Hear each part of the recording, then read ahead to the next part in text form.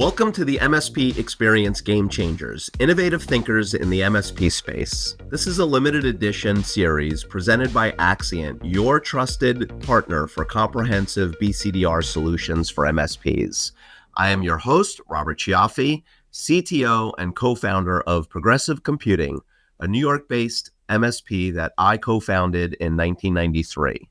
So what is Game Changers? Well, simply put, Game Changers is a video series designed to bring some of the most innovative thinkers in the MSP space into one-on-one conversations with another MSP leader. Our topics are carefully cultivated to push the envelope for MSPs, to discuss real-world problems we're facing, and to hear from industry experts on how to overcome these challenges in interesting and innovative ways.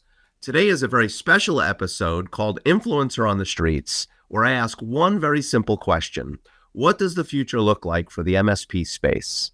Of course, we're virtual here, so I found 4 exciting guests online to give us their perspectives on the future. My first guest is Ann Westerheim of Ikaru. Ann, please give us a quick introduction. All right, I'm Ann Westerheim from Ikaru. I'm the founder and president of the company, and we've been around since, when my son was born, so around the year 2000. I started out my career in the semiconductor industry. So I worked for many years at DEC and Intel building microprocessors, and then decided to become a consultant to have freedom when my family was young. And I gravitated toward this space of small business IT, and I love it. And I've been here ever since. That's awesome, Ann. Love to hear these stories about people's diverse backgrounds and reasons why we got in this business. And as much as I'm a history buff to talk about the past, this episode is about talking about the future. Everything changes so fast for us. What does your crystal ball tell us about where we're headed, or what sort of trends are you seeing? I think everything changes fast, and I feel like it's changing faster and faster these days. So I love to learn something new every single day. And in this industry, you got to really learn to love learning something new every single day, because the pace is just gone wild. And now with the explosion of AI, which has been around for many years, but it moved from the techie world into the everybody world last year. We're seeing a lot of talk about that, people dipping their toes into that. I think that there's going to continue to be a huge amount of interest in there till we figure out where we're headed with all that AI. I think what's happening right now, what still remains extremely important, is cybersecurity in the place of small business. We see threats all the time. So I kind of think my crystal ball out there, we're going to have self-driving cars. And I thought we'd be living on the moon by now, but we're not. So that's what my crystal ball said in the past. I think the pace of technology, the changes that we're going to see over the next couple of years are going to be really profound. And I think as consultants in the space, we can really guide local small businesses to really stay in the game.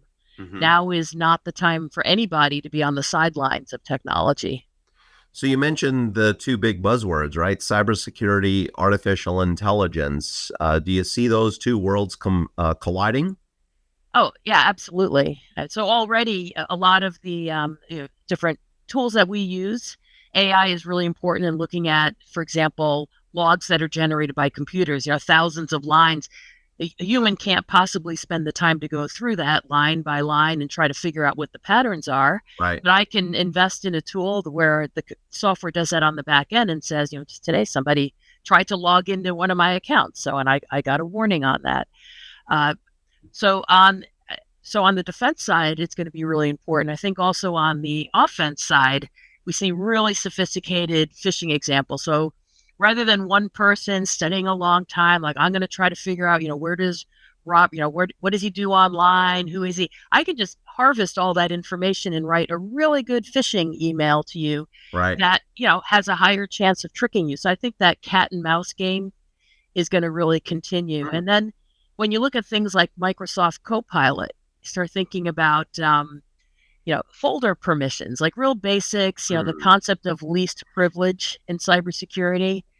So, basically I try to organize my files, but it would take a while for folks to find stuff in my files, right? But when you get into a Copilot, Yeah. and let's say you have a whole organization's worth of files, and it might take a long time to find certain spreadsheets that might be tantalizing, right? But with Copilot, you're going to find stuff really fast. So all of a sudden, you got to really worry. There's no security by obscurity anymore with AI because it can just filter through so much information so fast. It can do things we can't do. So, Ann, are you suggesting that some of the AI technology, the tools that are being used as MSPs, are we also in the future, or if the future is even now, that we're going to have to sort of become like these AI consultants? And I think I consider myself a small business technology advisor. Okay. And we just did a workshop, an online workshop around a week ago. And so I work with true Main Street USA small businesses. And this was like a total 101 intro to AI. And my call to action was set up a ChatGPT account and just log in and ask some prompts, and here's how you do it. Mm-hmm. And I said, hey, my summary for the invitation for this webinar was written by ChatGPT. Just go in. And what I really found fun is a couple of people got back to me afterwards. It's like, yeah, I went in there, and one of our really great clients, he's just intimidated by the whole concept. And then he went in and said, ask it to write something that you know about. So he asked it to write a guide about some sort of phishing technique. I don't even know what it was, some sort of obscure phishing technique that he's really into. And he said, oh, it was really cool. And I get a lot of joy out of that because that's, kind of introducing the people to technology they need to know about, and also getting them to see, oh, this is kind of cool. I can do something with this. Right. And then, reminding of some of the safety protocols, like, hey, you should have an acceptable use policy around AI. Don't put in client letters, with full contact information, and maybe, in a law firm, some details about a case. Don't put that into ChatGPT and say, can you write this a little better? It'll do a good job, but now your information's in the public knowledge base. So I'm a big believer that big tech or tech shouldn't just be for big tech. It should benefit everybody, and it really can. So I think that folks will come to look at us to say, okay, well, what is this Microsoft Copilot stuff? What do I need to know about it? And I think it's kind of a little ways off before, regular people are going to be diving into that. They'll probably use applications that rely on AI on the back end, maybe not even know it. But I think there's an opportunity for people to explore right now and not just feel like, wow, the world's passing me by. It isn't, jump in. Well, very insightful, Ann. Thank you for sharing with us what the future looks like through your eyes. You're obviously well known in this industry, and I think a lot of people respect you. So we really appreciate your insights on the topic of what does the future look like for MSPs. Ann, thank you again for joining me today and helping lift our industry by sharing your wisdom and experience. Just super quick, how do people find you? Find me at ekaru.com, or I'm pretty active on LinkedIn. That's where I keep up with all the great people in the industry. So, all right. Awesome. Thank you so much, Ann. I really appreciate you stopping by and sharing your thoughts with us today. Thank you so much for having me. Thank you. My next guest is Joy Beland of Summit 7. Joy, please give us a quick introduction. Hi, Robert. Thanks so much for letting me join you today. I'm the Vice President of Partner Strategy at Summit 7. Our MSP is focused on the defense industrial base, so we have a very strict and narrow focus in an area that's heavily regulated or soon to be heavily regulated, a little different from most MSPs in that we have one vertical that we're focused on. That's cool. I'm really intrigued to learn more about that, and maybe we'll get some specific perspectives from you on that, but I don't want to, steer you because Joy, really what I want to know from you, based on me knowing who you are and your experience, everything changes so fast in this industry. What does your crystal ball say about the future of our industry? Where are we headed? Oh, goodness. I don't know that it's a lot different than my crystal ball was a few years ago, and that I've been saying for a long time. It's really strange that our industry has not been regulated. right? We're the only industry left that, and with the importance that we have as service providers and being such a easy attack vector for a one-to-many impact upon critical infrastructure, being all the small businesses, no matter what kind of work that they're doing, I think that it's going to be something that we see 24 going into 25, that regulation will start to happen in a meaningful way. We are seeing that in the industry that I'm in.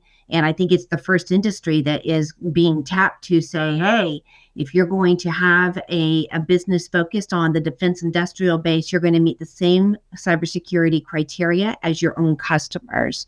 So it's a big deal. Yeah. And, frankly, it's long overdue.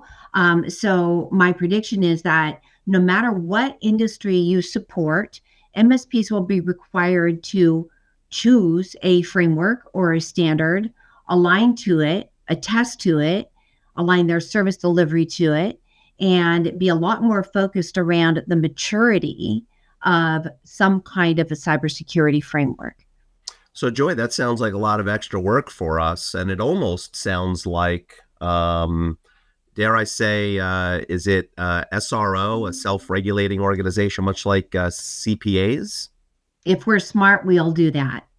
If we're smart, we'll be in front of it enough to present something to legislation, to CISA even, CISA, in order to show that we know what we're doing and we're capable of self-regulating. I think CompTIA is making some good strides in that area, right, with their security trust mark. But if we don't get in front of it, we will be told, and that's a lot more painful, in my opinion, to be told to align to something that may or may not be a good fit for managed service providers. Right. So sounds like you're saying we're going to have less choice if we just kind of sit on our hands and wait for this to happen to us. Yeah. Yeah, I think there's a lot of people actually that know a lot about security in our industry that have seen this coming for a long time and have been talking about it for a long time, but we have to actually action behind it now. Right. So do you, kind of getting back to the amount of work, because, when you were speaking, when at the first part of your question, I was, what I was hearing was, gee, I got a lot more to do now. I've got to align to a framework, which we're all saying that we're doing, but now I have to attest to it. Right.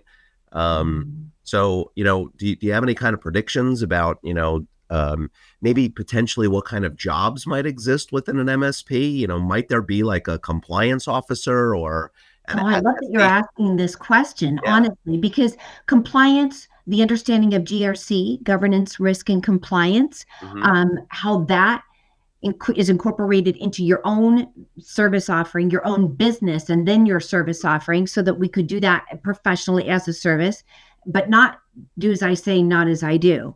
It's do as I do. Yeah. Right? That's a big deal for MSPs.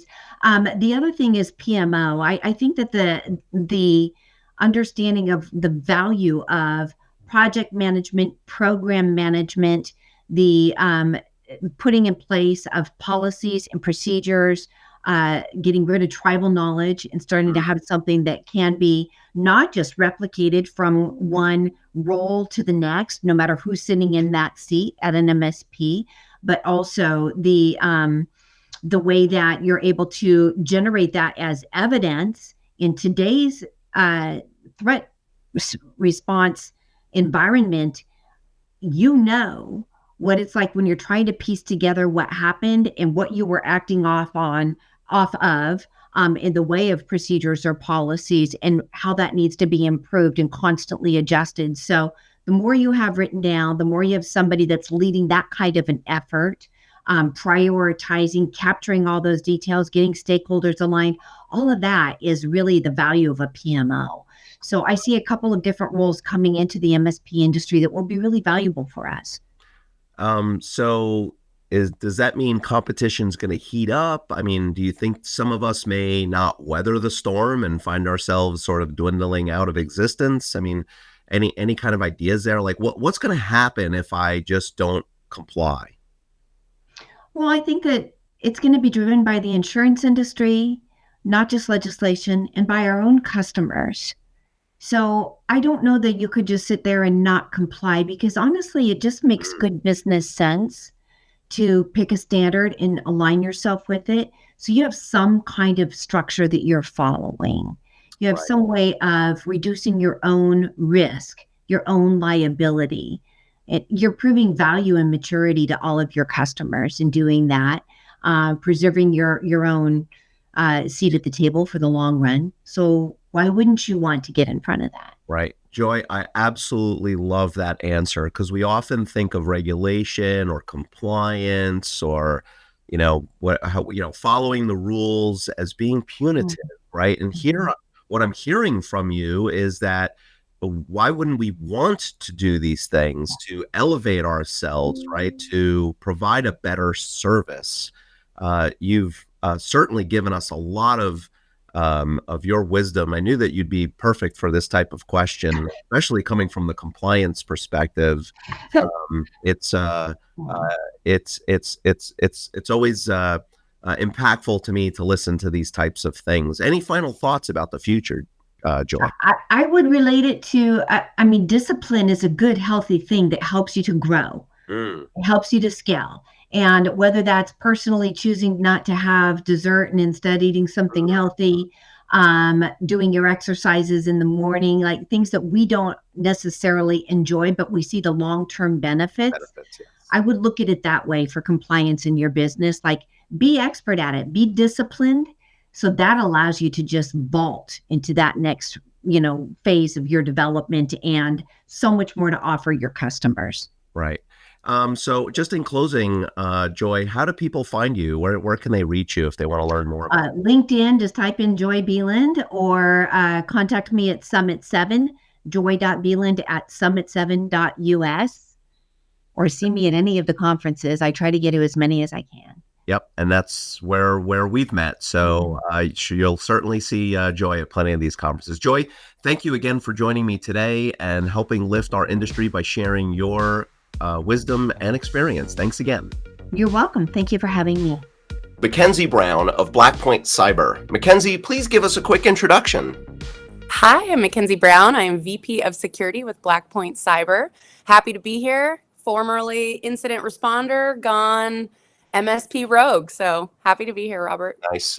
Listen, I had a high view of you. I really like you, listening to you on stage and just following you, but I'm not liking you right now because I see you've got palm trees in the background. So you caught me at a good week here. I am actually out of office for the week, but I work the rest of the week. I'm here for some MSP partners, and I think MSPs know where to choose their location for their partner meetings, apparently. We certainly do, but really appreciate your insights, and also glad that you're, maybe got a little bit of downtime there. But let's talk about where the MSP industry is headed. And I knew you'd be perfect for answering this question because you've got some just very great insights. Everything changes so fast. What does your crystal ball tell us about where we're headed, or what trends do you think we'll be having to wrestle with in this industry?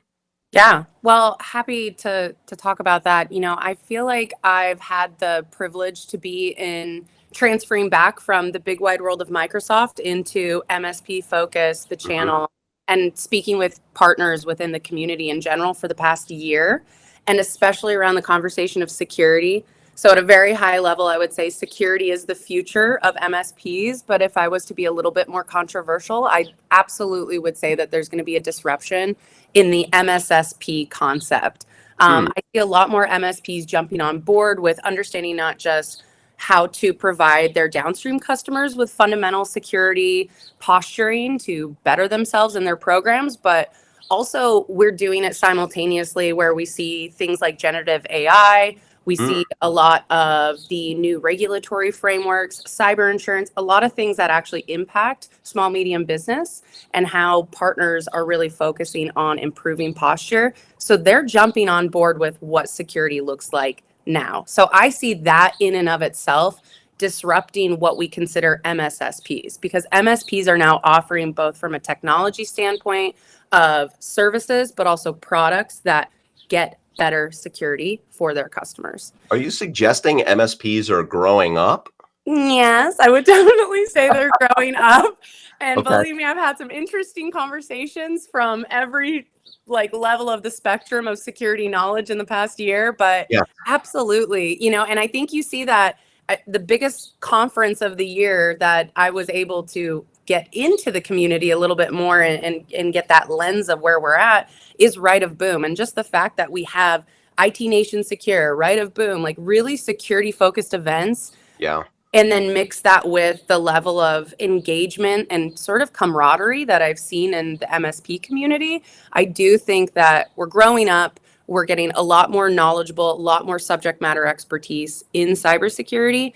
And we're making MSPs those trusted advisors, quote unquote, as security like-minded individuals. And that's building that trust with their downstream clientele, of course. So it sounds like what you're saying, I heard a couple of things in there. Number one, it seems like maybe there's more tools at our disposal. Maybe some of the vendors are giving us better tools or equipping us with things that we can become those security-minded professionals that MSSPs were trying to fill in that gap for us. But it seems like there's also a lot of venues for educational content. You mentioned 2 particular big conferences. Is that what I'm hearing from you? Yes, I will say that MSPs do it right when it comes to community events and Oh, yeah. is the education and training. That's the one thing that really stood out the most is this eagerness to learn and wear that dual hat of I'm not just an IT professional, but I am an IT security right-minded professional, to keep that in context. I also do think that the benefit for the MSP space is if you compare it to an RSA showroom and you look at a showroom for an MSP event, that you aren't inundated with an enormous amount of vendor options that basically promise you the moon. And instead, you're really getting vendors that have been curated, that have earned their spot, that have provided very distinct services and products to MSPs, and it makes their job easier, whether it's pricing and packaging, whether it's working with clients that are going to align with their whatever regulatory framework they have to align to, and then their overall business model. You don't see that at security conferences typically. You just see a whole lot of things of shiny bells and whistles and AI is going to save us. But I do appreciate that the MSPs have done it right. We have a very specific view of what those technologists and those vendors should be, and making sure that they hold us to a higher standard too. Mm. You said the magic word for me, and that is community, right? Peering. I think for us, at least, my company as an MSP, peering and community has always been a major important factor. So are you saying that MSPs have that advantage over, let's say, our mid-market enterprise counterparts? Is that what I'm kind of hearing? Without a doubt, I have learned that, I can only keep a Rolodex of names so well in my head, but I have learned how important it is to make connections in this community, because I know I can call up Robert or Andrew Morgan or Wes Spencer or any of the people that I've entrusted with and worked with, and they're going to know a name when I drop it. That community vigilance and really those connections in the community is so important. And it's also way more collaborative than I've seen from, if you look at the private sector. I feel like a lot of MSPs communicate a lot more with each other, especially when it comes to security. So there is no BS, essentially, getting through the filter. Well, Mackenzie, thank you so much for your time. Really appreciate you taking a few moments out of your trip to join us. If you're not following Mackenzie, I would really urge you to do that. Always bringing fresh and innovative thoughts and conversation to the table. Thank you, Mackenzie, for joining us. Yeah, thanks for having me. My next guest is Vicky Bruns over at ConnectWise. Vicky, can you please give us a quick introduction? Yeah, so nice to be with you today, Robert. I love talking about the stuff that we're going to get into here in a minute. Yeah. But my name is Vicky Bruns, and I am a principal product marketing manager for ConnectWise, and I specifically work with ConnectWise ecosystem initiatives, so working with partnerships and things that you may not necessarily own at ConnectWise, but obviously always looking for opportunities to tap into the ecosystem for growth opportunities. So that's a little bit about what I do. Okay, cool. Vicky, I knew you'd be perfect to answer this question, especially with all your experience and your experience at ConnectWise, because I think ConnectWise is at the epicenter or one of the epicenters of this problem. Or I don't know if it's a problem, but it's the just the way things are. Everything in our industry changes so fast. So what does your crystal ball tell us about where our industry is headed, or what sort of industry trends are you seeing that MSP should know about? Well, I feel like things are happening quite quickly in our industry. And I've been at ConnectWise for 9 years. When I first started, it was the conversation of how do you monetize managed services? And we were still talking about the break fix model. Right. And then there was like the evolution to the cloud and how to monetize being a CSP and taking stuff into the cloud with slimmer margins. And then there was the cybersecurity evolution that happened after that. And then now I feel like the next evolution that we're all facing today is the AI journey. And I think even as a vendor who's helping to support MSPs, we're trying to figure out how to tell this story. And I know that it's also a challenge too for managed service providers to, one, figure out how they are going to bring AI into their house, right? Like that was the story that we used for cybersecurity, was how do you protect your own house before you roll it out to your clients? And I feel like, so that's the first step. And then the second step is, how do you freaking monetize it? And so it's kind of a crazy world that we're living in right now, but I feel like AI is really it's really the crux of the issue that we're all trying to solve for. It does amazing things. And there's a lot of amazing things still yet to come in the development journey of AI. But yeah, that's where my mind goes. I think you're 100% correct. You kind of outlined a bunch of those different changes that we've been confronted with in the industry. I mean, Y2K, you mentioned the cloud, cybersecurity, definitely AI is here. We're internally here trying to get our arms wrapped around it. And I speak to a lot of peers who are also feeling in the same boat. But it's very interesting how you laid out that we probably should be bringing those tools within our own businesses first, and then determining how to monetize that with our customers. But to me, that means some seismic shifts. Like, do you see our workforces or our skills changing? Like, how do you see how our own staff is going to adapt or adopt AI? I think that there's a lot of education and a lot of new potential job opportunities out there that MSPs can create for the first time ever to be able to deal with this shift. And I feel like, but first of all, we have to figure out what does that education journey look like, and how can we help MSPs to get there? And also there's the end user education too that comes into play. And while there may be very similar personas that exist within the SMB as well as the MSP, like, so, for sales and marketing, right? There could be some duplicative, efforts or initiatives that could really align under the SMB and under the MSP as well. I do think that there's obviously, again, kind of that initial rollout, that initial phase of how do I bring it into my business and how do I make sure that every component of my business knows how to leverage it. And there was a great conversation I had last week with Bill Stucklin from MSP Plus OS. And he's been talking about the automation journey for so long. And what we were discussing on that conversation was coming up with an automation plan. Like, what is your action plan as a business? So I think that MSPs should really be kind of figuring out, like, putting pen to paper, what is my business plan for AI? And then, what are those job opportunities look like, for my business? Right. Vicky, if I can be a little nosy for the moment, and I'm sure all of the executives at ConnectWise won't mind me asking you, like, what is the conversation inside ConnectWise like about AI? You said, like, it's still a learning journey, and you almost hinted at that even ConnectWise itself is trying to, like, get their arms around that. Like, can you describe what that landscape looks like a little bit for us?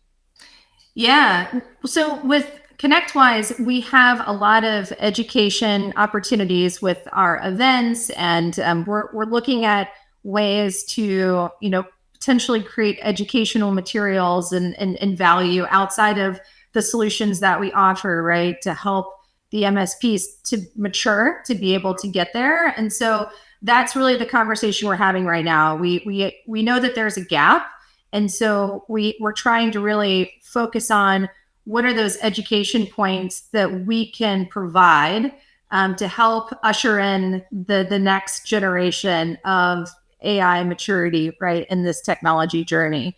So there's a lot of things that fall under that umbrella. And so those are the things that we're working on right now. Or like, what are those motions look like? How do we make it easy for MSPs to be able to educate themselves and enable themselves in this journey? Well, I think you're confirming some of the conversations that I've had somewhat privately with some people inside of ConnectWise about some of the things that you guys are doing. It's nice to see that vendors like ConnectWise, and I know there are many others out there that are taking this initiative very, very seriously. And I just love the educational approach, right? We got to figure out what this stuff is first.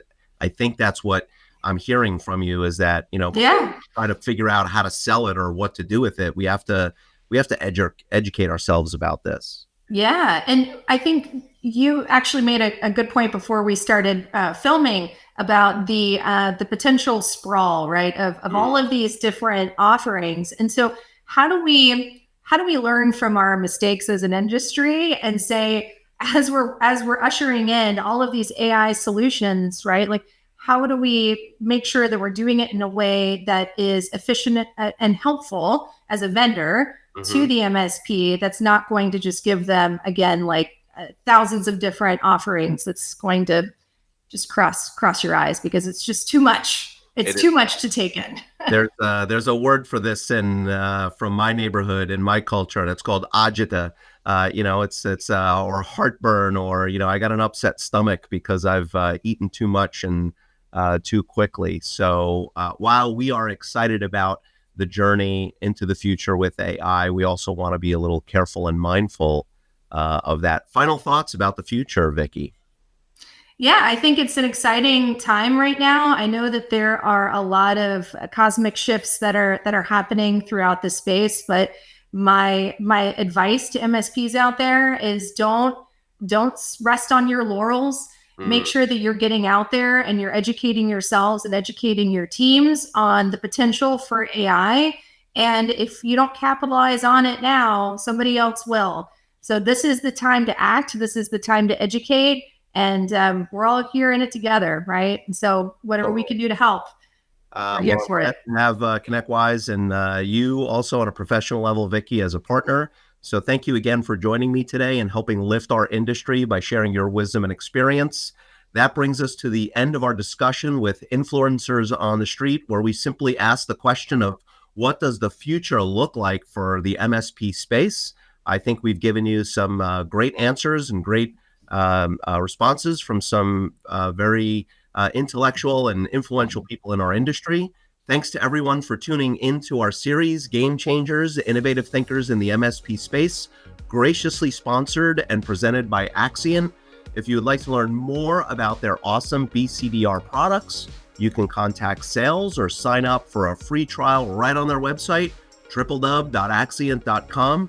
Just let them know that Robert sent you. Until next time, live long and prosper.